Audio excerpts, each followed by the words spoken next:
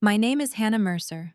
I am 32 years old, and I blew up my family's Christmas dinner with one sentence. Picture the snow piling against the windows of my parents' big lake house in northern Minnesota. The tree glowing in the corner, the smell of roasted ham and cinnamon rolls, my brother Evan cracking jokes, my sister Maddie scrolling through wedding inspiration on her phone, my father pouring another glass of red wine like we were in a commercial instead of a low-budget family drama. I waited until everyone's plates were full, until my parents were relaxed and smug, until Maddie was laughing about how she could not believe her wedding venue had agreed to fireworks over the frozen lake. Then I set my fork down and asked as lightly as I could, "So, how did it feel spending Grandma Rose's chemo fund on your daughter's winter wonderland wedding?" The laughter stopped like somebody had yanked the plug on a stereo. My father's face went pale under his Christmas tan. "Lydia." My stepmother froze with a forkful of potatoes halfway to her mouth. Evan stared at his plate, suddenly fascinated by his cranberry sauce. Maddie blinked at me like I had spoken another language. "What are you talking about?" my father managed. I smiled, and my voice stayed steady, even though my heart was pounding so hard it hurt. "Relax.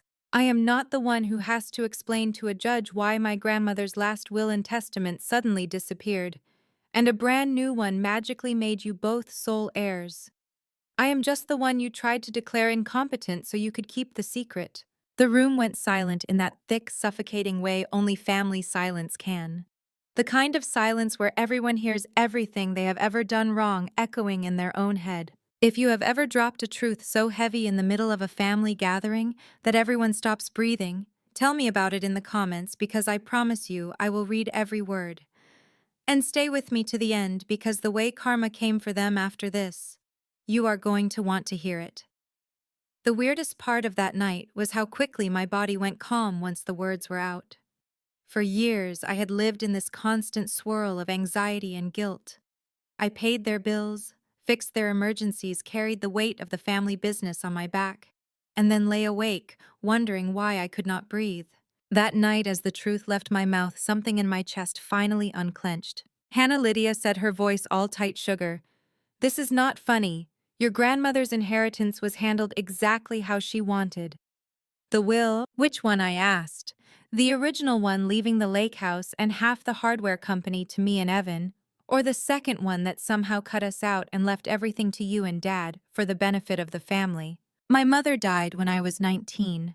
Grandma Rose stepped in like some tiny, fierce angel who baked pies and also knew how to read contracts. She helped my father Robert grow Mercer hardware and lumber from a small town store into a string of profitable locations across Minnesota and Wisconsin. She was old school about family, but she was crystal clear on one thing: my father could not handle money without supervision. I had seen her original will years earlier. She showed it to me at her kitchen table, glasses perched on the end of her nose as she tapped each clause with a pink fingernail. Half the company in trust for me. The lake house shared between me and Evan. A smaller fund for Maddie because Grandma knew Lydia would push to spoil her anyway. College funds for future great-grandchildren. And a specific line with my name because Hannah has carried more than her share. Back then I did not understand what she meant. I do now. "Hannah," my father said, using his slow, careful voice, the one he used with angry customers.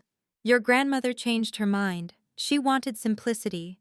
She did not want to burden you kids with probate and lawyers. She trusted us to manage the inheritance to protect you." I leaned back in my chair and watched him, really watched him. The hidden anger around his mouth, the way his hand tightened around his wineglass. "You mean she trusted you so much, she supposedly walked into a law office alone at 82 in the middle of January while doing chemo and signed a brand new will no one in the family ever saw until after she died?" Maddie slammed her hand on the table. "Can we not do this on Christmas? My wedding is in 3 weeks. I do not have time for one of your episodes." There it was. The word Lydia had been sprinkling around about me for months. Episodes. As if my anger at being treated like a walking paycheck was a symptom instead of a reaction. My revenge did not start with a scheme. It started with the moment I realized they had quietly rewritten my whole life and then tried to convince the world I was too unstable to notice. That moment happened months before Christmas in a cramped conference room that smelled like coffee and copier ink. I found out about the fake will by accident. I was in my office at the main Mercer hardware and lumber location in Duluth, trying to finish year-end inventory reports. Outside snow was blowing sideways off Lake Superior, coating the parking lot in icy white. Inside, the fluorescent lights hummed and my spreadsheet blurred together. My phone buzzed with a call from a number I did not know. I almost let it go to voicemail. If I had my life might still look like a prison cell dressed up as a family home. Ms. Mercer, a woman asked when I answered. This is Caroline Jensen. I'm an associate at Miller and Pratt. We handled your grandmother's estate. I sat up straighter. Yes, of course. Is everything okay? There was a brief hesitation. I apologize for the delay in reaching out. We are updating our files and realized we never received your signed acknowledgement of notice for the original will. The one executed 5 years before your grandmother's passing. The original will. The words hit like a rock dropped in water. I was told the will was updated, I said slowly, right before she died, that she left everything to my father and stepmother. Caroline cleared her throat. Our records indicate that Mrs. Rose Mercer signed a revised draft, but it was never finalized. She canceled the follow-up appointment. The only will filed with the court is the original one listing you and your brother as primary beneficiaries. The fluorescent lights above me seemed to tilt. That cannot be right. The lake house, the company. Everything went to my parents. Probate was quick. There was a reading and she cut in gently. Ms. Mercer, there was no formal reading. Your father waived it. The court file is public record. I am looking at it now. The judge admitted the original will.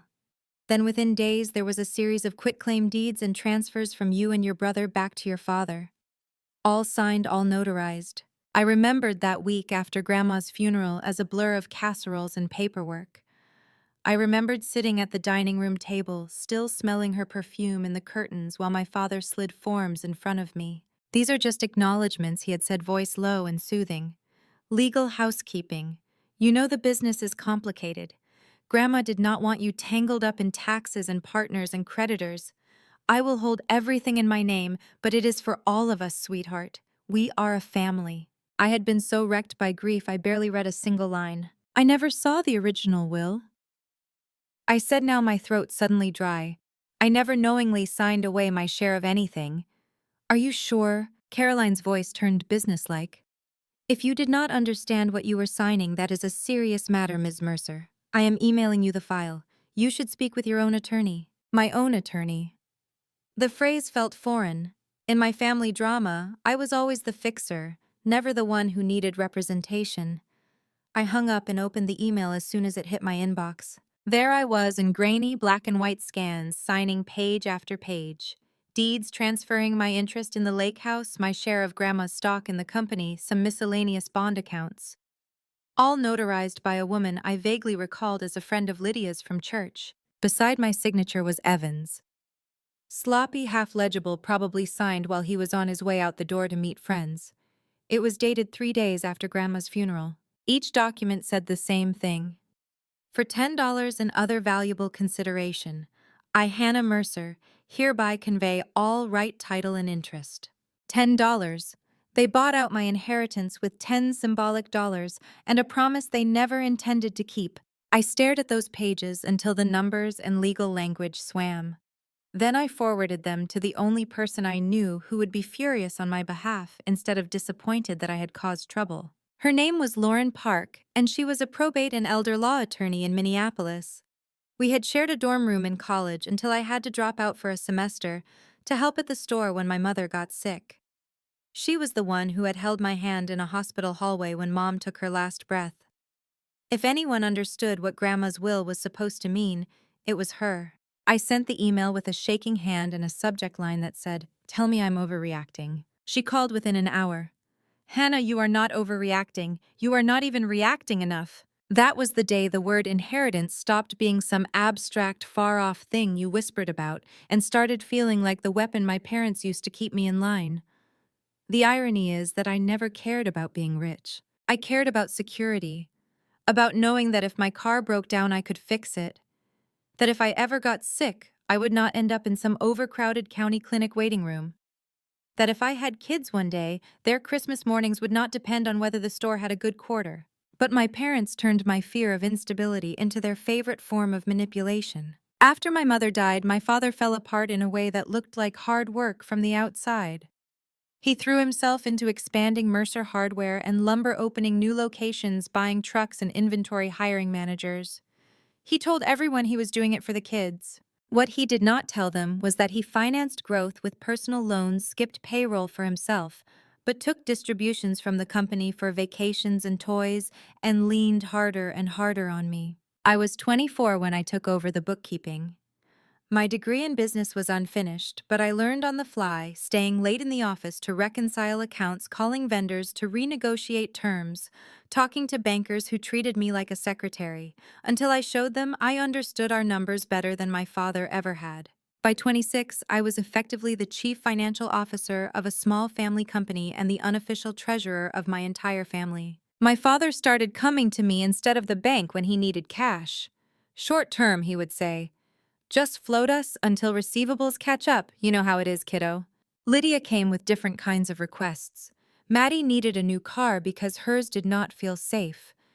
Evan needed help with rent because his roommate skipped out. They needed flights to Florida for a much-needed break after the stress of Grandma's treatments. Somewhere along the way, Christmas and Thanksgiving stopped being about gratitude and started being opportunities to guilt me into paying for everything from the turkey to the new flat screen. I told myself I was doing it out of love. That is how the manipulation works, especially in toxic families. They wrap their exploitation in sentimental paper and slap a family-first label on it. They also started calling my generosity duty. You know your brother is not good with money. Lydia would sigh, pouring more coffee like we were just two women sharing harmless gossip. You are so responsible, Hannah. You have a head for this. God must have given you that gift for a reason. When Maddie got engaged, the spending went from a slow drip to a waterfall. Lydia wanted a Christmas wedding with a snowflake-themed ballroom and ice sculptures. My father wanted a live band and a fireworks display over the frozen lake. Maddie wanted everything she had ever seen on bridal reality shows. The original wedding budget Maddie and I scribbled on a napkin over coffee was modest, doable, something my grandmother would have approved of. The final bill was nearly 5 times that amount. Where did the money come from? Me. It always came from me. I picked up consulting work on the side, building financial systems for other small businesses in town. I lived in a tiny one-bedroom apartment above a bakery that smelled like burnt sugar most mornings. I drove an old sedan I kept running with YouTube tutorials and sheer willpower. And I funneled my extra income into my parents' emergencies and my sister's wedding fantasies. Think of it as an investment in the family, my father told me when I balked at paying the deposit for the fireworks display. Maddie will never forget what you did. We are all in this together. He was right about one thing. She will never forget what I did. But not for the reasons he thought. When Lauren finished reviewing the estate documents, she laid it out for me in the blunt, unvarnished way only an old friend can. Your grandmother left you real leverage, Hannah, she said over the phone. Half the company shared ownership of the lake house. That was her way of making sure your father treated you as a partner, not an employee. She trusted him, I whispered, the words tasting bitter. She trusted you, Lauren corrected. She knew you would do the right thing even if it hurt. That is why what they did is not just a misunderstanding, it is a betrayal. The word betrayal hung between us like a storm cloud. Then she said the part that made my stomach drop. And it is also potentially fraud. Especially if they misrepresented what you were signing, especially if they were already plotting to cut you out before the ink was dry. I stared at the spreadsheets open on my screen, at the company name in bold letters, at the numbers I had worked so hard to keep in the black. What do? I asked. You stop letting them treat you like an unlimited credit line, she said. You stop being their quiet little ATM. And you prepare yourself, because people who are willing to forge a narrative about someone they love are often willing to go much further when their income is threatened. I did not understand exactly what she meant then. I would soon enough. The first time my parents tried to make me feel crazy, it was almost subtle. I started asking questions, calm ones at first, in the kitchen after Sunday dinner, in my father's office with the door closed. I asked to see Grandma's original will. I asked why there were no lawyer bills for the supposed revision. I asked why all the deeds had been notarized by Lydia's friend, rather than an independent professional. Every time they brushed me off. "You are remembering it wrong," Lydia would say, reaching out to touch my arm like she was comforting a child. "Grief does that. You were exhausted. Everyone was. You signed those forms because you understood it was what your grandmother wanted."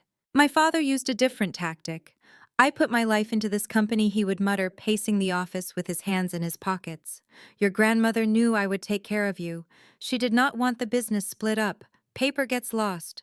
What matters is that we are a team." The more I pressed, the more they pivoted from defensiveness to concern. "Hannah, you have been stressed for years," Lydia would insist. "You work too much. You barely date. You are always anxious. Maybe talking to someone would help." Talking to someone, what she meant was we are building a case. Because while they were telling me I was misremembering, they were telling other people I was unstable. I did not know that yet, but I started to see little signs. Lydia telling a neighbor within earshot that she was worried about Hannah's mood swings. My father mentioning to a supplier that I had been acting different since Mom died.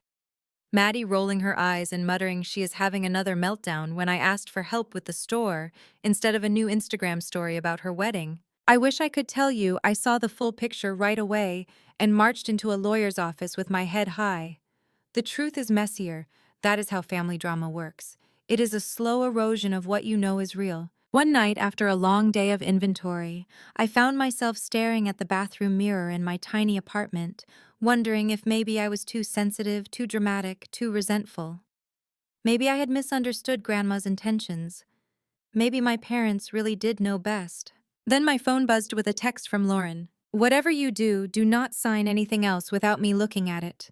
People do desperate things when they feel their inheritance plan is threatened." Inheritance plan? The phrase made my skin crawl. The next desperate thing came in the form of a polite email from my parents' financial advisor inviting me to a family planning meeting at his office just to make sure everyone is on the same page about long-term support and future healthcare decisions. I read that email 3 times before I noticed the phrase future healthcare decisions and the attached document titled Durable Power of Attorney and Advance Directive. Lauren's voice in my head said loudly, "Do not sign," so I did not. I showed up at the meeting, sat at the long conference table with the view of the frozen lake, and listened while the advisor explained how helpful it would be if I just signed a power of attorney, giving my father temporary authority over my accounts in case something happened to me. Lydia nodded along, a hand on my father's arm. Evan was not even there.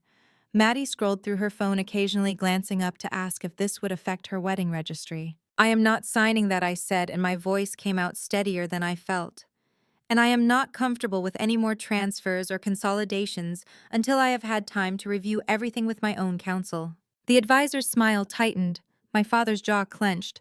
Lydia frowned like I had sworn in church. "Hannah, this is for your protection," my father insisted. "If you got in an accident, if you had an episode, we would need to step in quickly. You would not want strangers making decisions for you." I swallowed hard. "Then do not put me in a position where strangers have more integrity than my own parents." The temperature in the room dropped 10 degrees. That was the day my parents stopped pretending I was an equal and started treating me like an obstacle. The guardianship petition, when it finally arrived, did not fall out of the sky. It was the climax of a careful, ugly buildup. First came the rumors. Lydia telling my aunt on the phone loud enough for me to hear through the open office door that she was so worried Hannah might hurt herself. My father casually mentioning to an old friend that he had never seen her so unstable. Maddie posting cryptic quotes on social media about walking on eggshells with someone you love. Then came the financial pressure. I started saying no. No to wiring money for Maddie's honeymoon upgrade. No to bailing Evan out when he overdrew his account again to buy new gaming equipment. No to covering my parents' overdue property taxes on the lake house. Every no was met with outrage, then tears, then icy silence. "You know we built this company for you kids," my father would hiss. "You are sabotaging your own future." "You used to be so generous," Lydia would whisper, eyes shiny. What happened to my sweet girl? Nothing had happened to me. I had just begun to see clearly. And then one January night, long after the Christmas dinner explosion, someone pounded on my apartment door with a force that made the pictures on the wall rattle. I had been half asleep on the couch, a blanket wrapped around me, the glow of some forgettable show flickering on the TV. My heart leapt into my throat as I stumbled to the door. Through the peephole, I saw blue and red lights flashing on the street and two uniformed officers standing in the hallway. I opened the door a crack, the chain still on.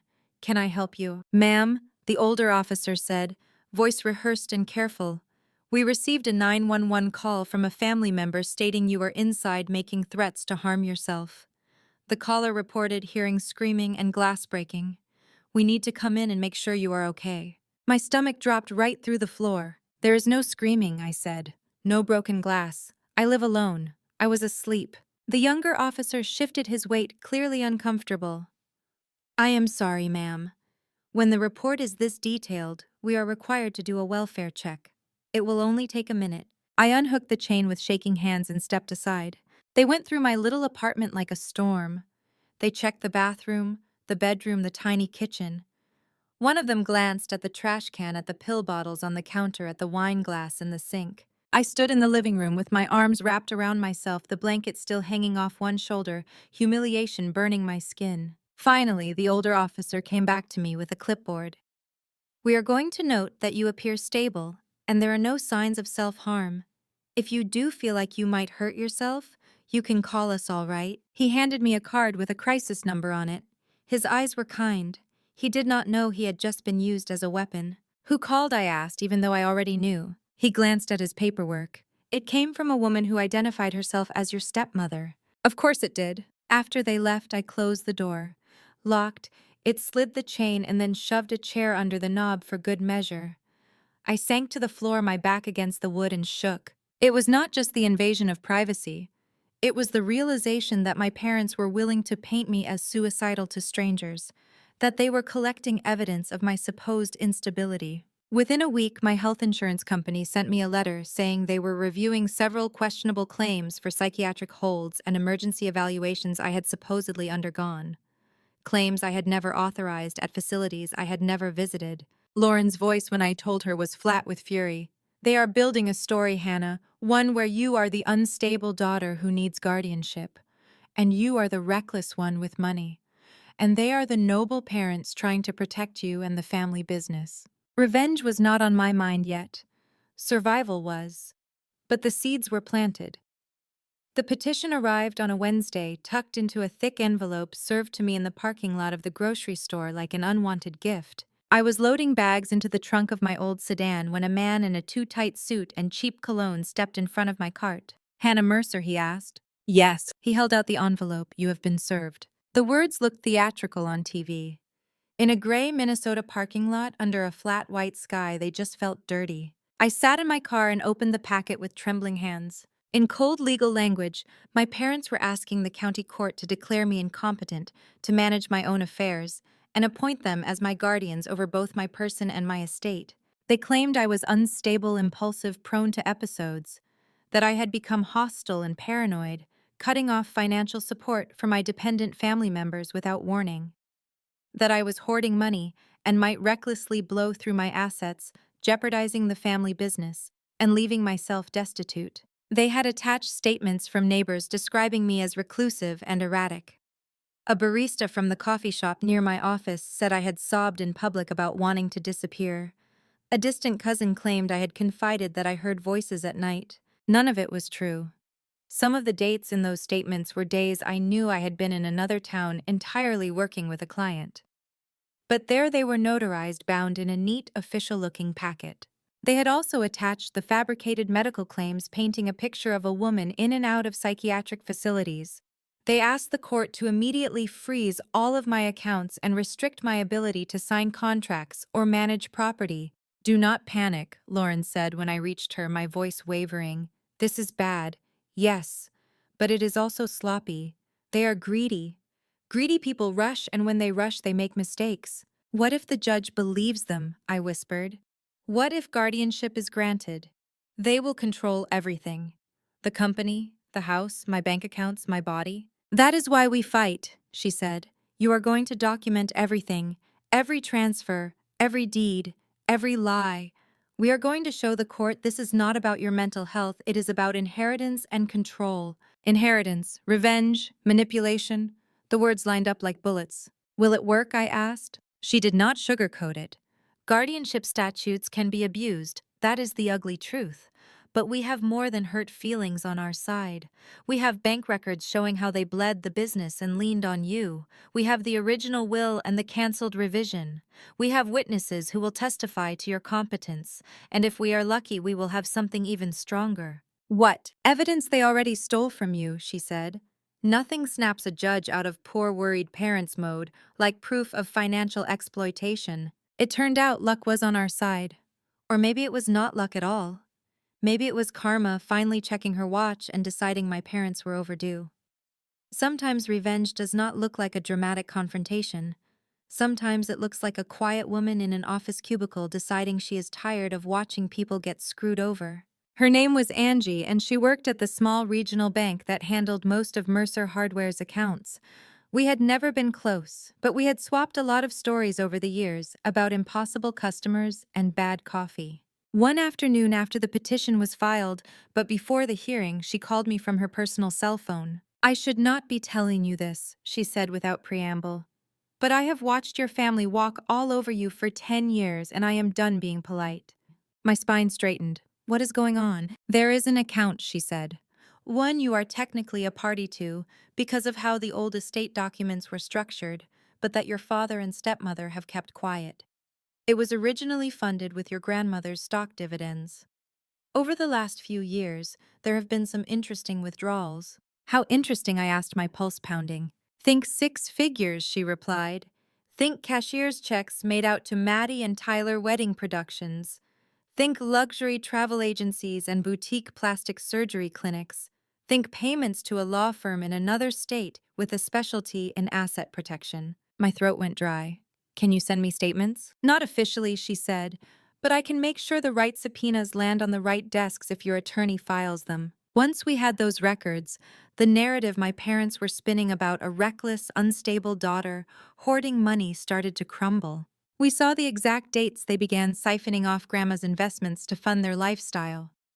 We saw the way transfers lined up perfectly with Maddie's engagement with my father's new truck, with a suspicious payment to the very advisor who had tried to get me to sign away power of attorney. We saw a pattern of using my name as a co-owner on paper, then treating the assets as their personal slush fund. Lauren's eyes glittered as she spread the statements across her office table. This, she said, tapping one page, is criminal. We are not just going to defend you against guardianship, we are going to flip the script. How, I asked? We are going to show the judge that this petition is not about protecting a vulnerable daughter, she said. It is about silencing the one person who could blow up their scheme.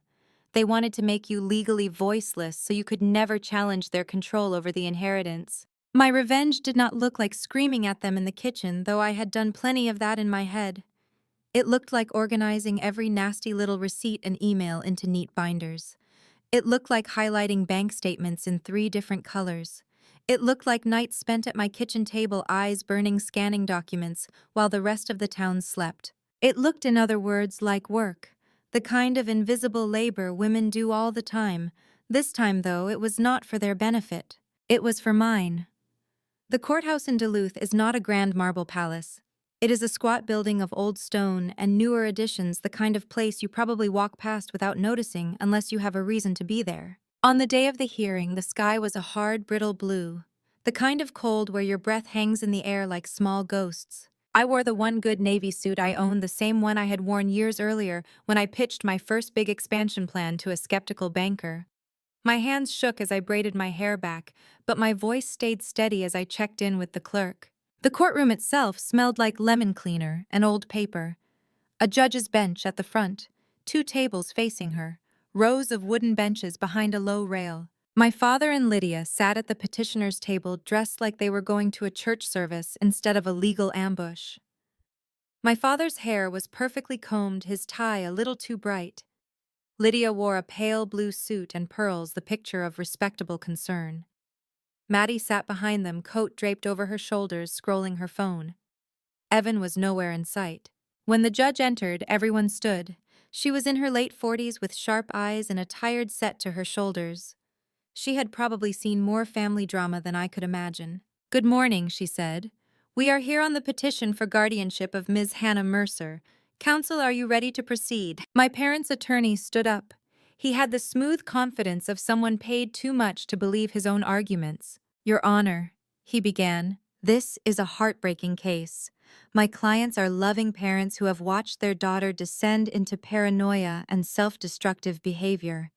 They seek only to protect her and the family interests from her erratic decisions." He painted me as a villain in my own life, the reckless daughter who cut off support for her poor dependent parents and siblings, the cold sister who refused to help with her own sibling's wedding, the unstable woman who had to be checked on by police for suicide threats. He talked about episodes in alienating behavior and financial volatility. He did not mention the original will. He did not mention Grandma's chemo. He did not mention the hidden account. When he was finished, Lauren rose.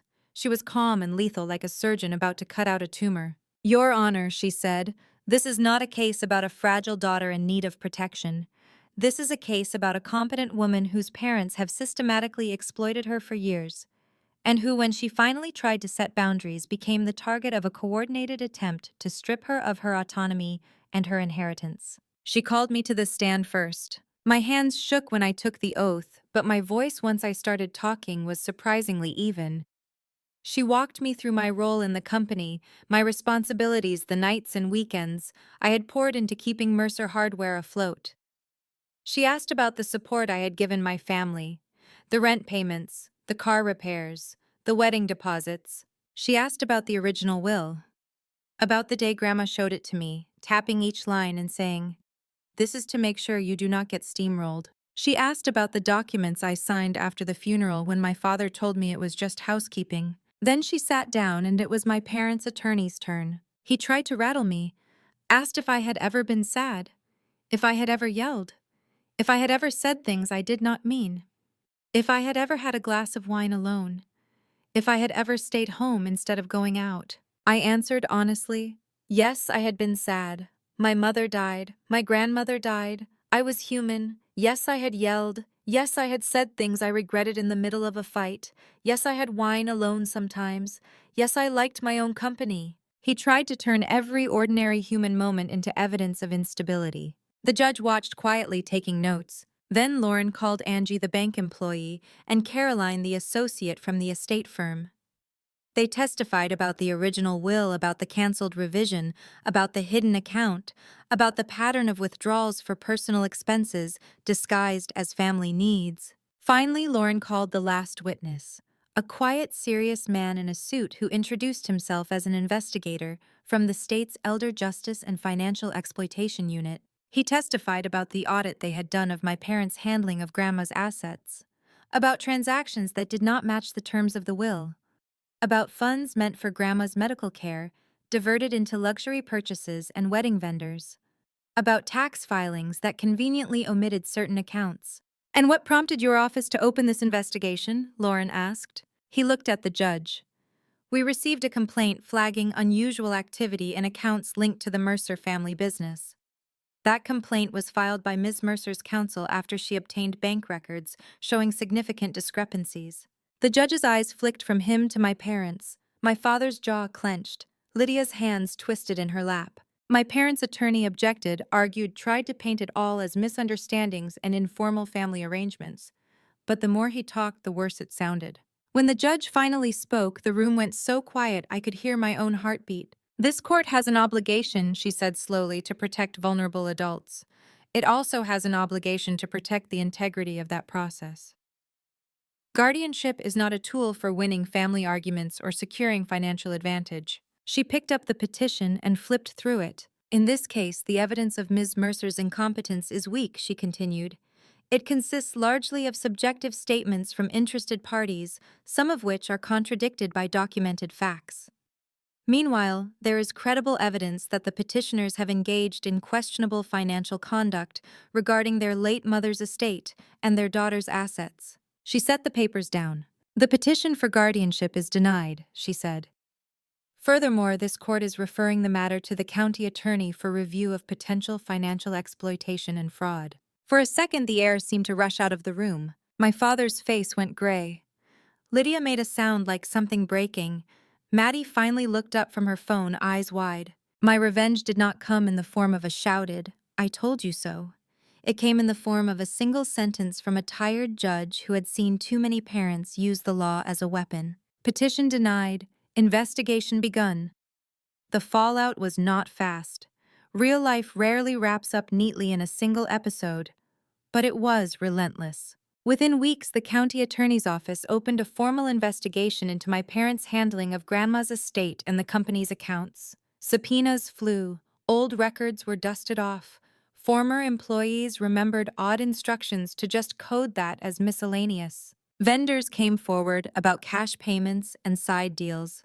Tax discrepancies that had been easy to overlook when everyone thought my father was a grieving son suddenly looked different when paired with bank statements, showing money flowing out of accounts that were supposed to fund medical care, not fireworks. Maddie's winter wedding photos started to look less like a fairy tale and more like evidence. The ice sculptures, the designer gown, the extravagant honeymoon, all paid for, at least in part, with money meant for chemo and comfort. Online pictures of her laughing under fake snowflakes with her new husband Tyler became bitter little postcards from another life. When the investigation heated up, she made her accounts private. She stopped tagging vendors. She posted vague quotes about haters and family turning on you. Evan, finally confronted with the truth about Grandma's will and the transfers he had signed, stopped returning my calls.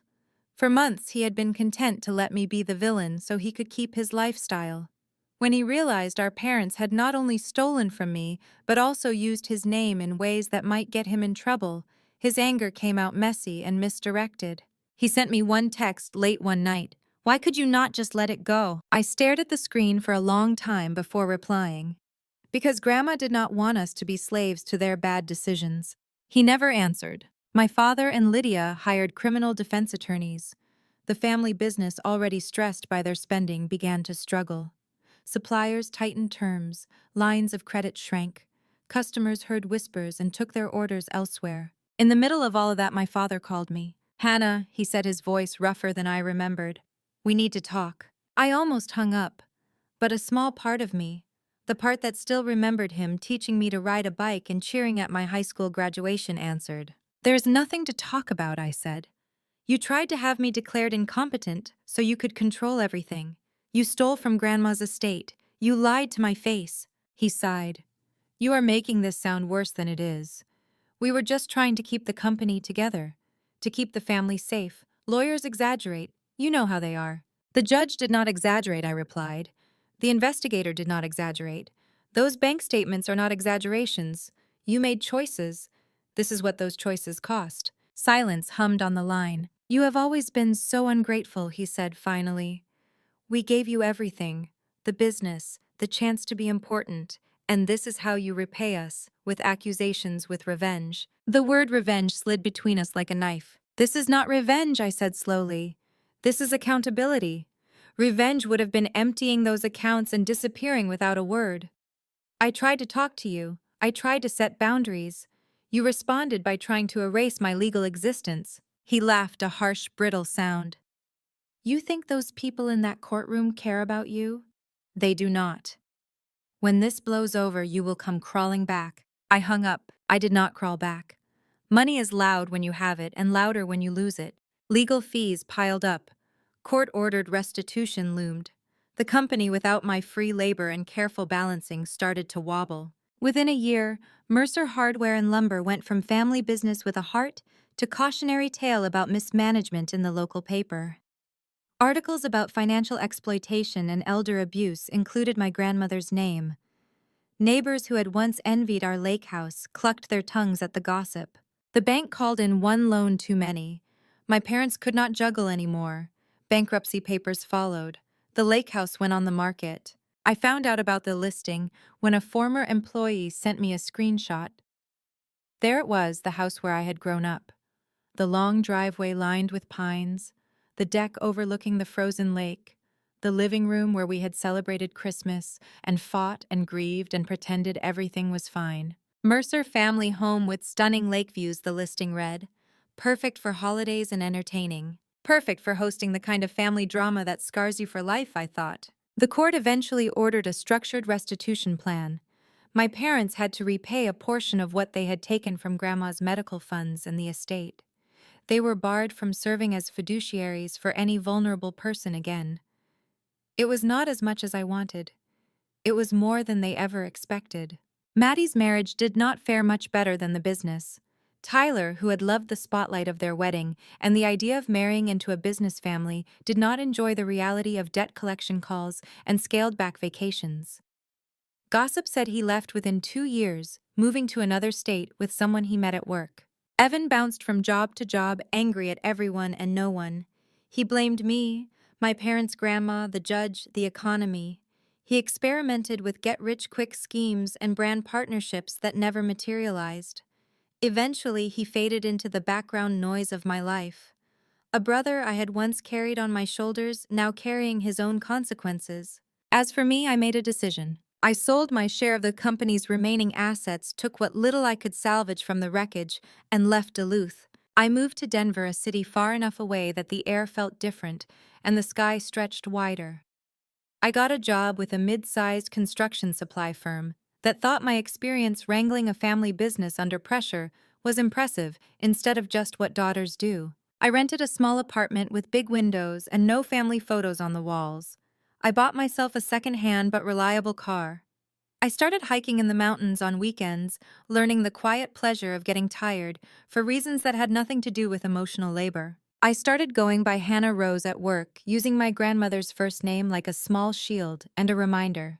The revenge saga of my toxic family became something I told my therapist, and eventually something I turned into a story for other women who needed to hear that they were not crazy, not ungrateful, not villains for wanting boundaries. People like to say, blood is thicker than water, as if that settles every argument. As if being related gives someone a lifetime subscription to your sanity, your bank account, your peace. What they do not tell you is that sometimes the deepest betrayal comes from the people who changed your diapers and taught you to ride a bike. Sometimes the most toxic manipulation shows up at Thanksgiving dinner or under the Christmas tree wrapped in guilt and obligation. My story is about inheritance and a will and being excluded from what was promised. It is about parents who tried to weaponize guardianship and mental health laws to take control of my life. It is about a sister's wedding paid for with money meant to buy more time for a dying grandmother. It is about a brother who confused entitlement with love. But it is also about something else. It is about the quiet, radical act of saying no. No, I will not bankrupt myself to pay for your lifestyle. No, I will not sign away my autonomy in the name of family unity. No, I will not let you rewrite history to make me the unstable villain in your story. I used to think choosing myself made me selfish. That is what my parents taught me in 1,000 small ways.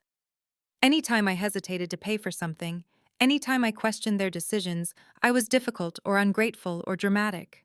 What I know now is that choosing myself was the first sane decision I made. I also know that revenge, when it comes, is not always the fireworks you imagine. Sometimes revenge is a judge denying a petition and opening an investigation instead. Sometimes it is a bank clerk deciding to follow her conscience. Sometimes it is a lawyer friend spending late nights with highlighters to make sure the truth is documented. Sometimes it is time itself slowly folding back the lies and showing everyone what was underneath. Sometimes revenge is simply living a life that is no longer controlled by people who would gladly watch you burn if it kept their house warm. I still feel a pang when I think about the lake house, about the way the sun looked on the water in late summer, about Grandma's laughter echoing off the kitchen walls, about Christmas mornings before everything got complicated. But I also feel relief that the house is gone, relief that the company's name is no longer tied to my daily existence, relief that my phone no longer lights up with emergency Venmo requests and we need to talk about money texts. Most of all, I feel peace when I look around my small Denver apartment at the plants on the windowsill and the hiking boots by the door and realize that everything here is mine. Paid for with my own labor. Not leveraged against my grandmother's chemo. Not tied to my parents' manipulation. If you are still here listening to my story all the way to the end, I want to talk to you directly for a moment. Maybe you are a woman in your 50s or 60s, sitting at your kitchen table with a cup of coffee that has gone cold, thinking about the bills you have quietly paid for grown children or siblings or parents. Maybe you feel guilty when you say no, so you almost never say it. Maybe the word family has been used against you more times than you can count.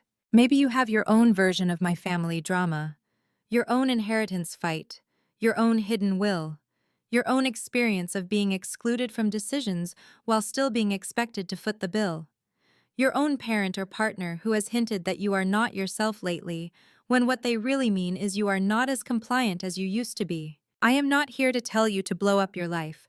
Only you know what you can afford to risk. But I am here to tell you this. You are not crazy for noticing the manipulation. You are not ungrateful for wanting respect instead of endless demands. You are not a villain for wanting revenge in the form of justice, boundaries, and peace. You are allowed to ask questions about where the money went. You are allowed to insist on seeing the will. You are allowed to say no to being the family's unpaid bookkeeper, therapist, and emergency fund. You are allowed to walk away from a table where betrayal is being served as tradition. If any part of my story felt like someone had put your life into different names and locations, I want you to know you are not alone. There are other women out there who have had their generosity turned into obligation, their kindness turned into currency, their mental health questioned the moment they stopped playing along. If you want more stories like this, more revenge that looks like justice, more family drama that ends in women reclaiming their lives, more confrontations where the truth finally wins, go ahead and like this video, leave a comment about your own experience, and subscribe. Not because I need the numbers, but because every time you click, you help another woman find a story that might make her feel just a little less crazy and a little more powerful. Grandma Rose once told me sitting on the dock while the lake was glass smooth and the sky was turning pink. Love is not a blank check, honey. The people who really love you never ask you to bankrupt yourself to prove it. I did not understand then, I do now. So if you need someone to give you permission, let it be me. You are allowed to stop paying for your own mistreatment. You are allowed to keep your light for people who would never dream of dimming it to warm themselves. You are allowed to choose yourself. And if anyone tries to tell you that makes you disloyal, remember my story. Remember the judge's gavel coming down. Remember the words petition denied. Sometimes the sweetest revenge is simply that you are still standing, still sane, still in control of your life, while the people who tried to break you are finally facing the consequences of their own choices.